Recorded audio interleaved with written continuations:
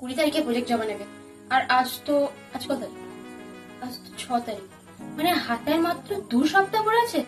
না, আজ থেকে লিখতে শুরু করে দিই। লাল কালি তো ব্যবহার করতে পারবো না, তাহলে আমি এই পেনগুলো দিয়ে লিখবো। নীল পেনটা দিয়ে পুরোটা লিখবো, আর কালো পেন দিয়ে মেন পার্টগুলো লিখবো, আর এটা দিয়ে মার্জিন টানবো, আর এটা দিয়ে হেডলাইন লিখবো।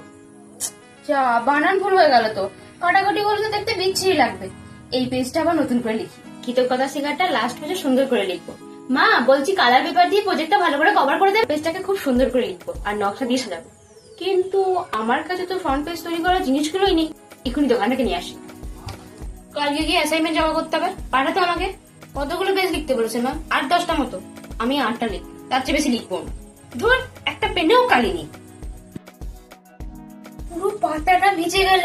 যাক, ঠিক শুকিয়ে যাবে। এটা 5 নাম্বার পেজ, ম্যাম এমনিতেও অত দেখবেন। যা, এই লাইনটা তো ফুল লিখে ফেললাম। থাক, এটাই ভাবি। শুধু তো কাটাকাটি করে কোনো লাভ নেই, হাইলাইট হয়ে যাবে। এমনিতেও ম্যাম আমাদের পড়ে দেখবে না। নেম, ক্লাস, ভাই আমার রোল নাম্বারটা কত?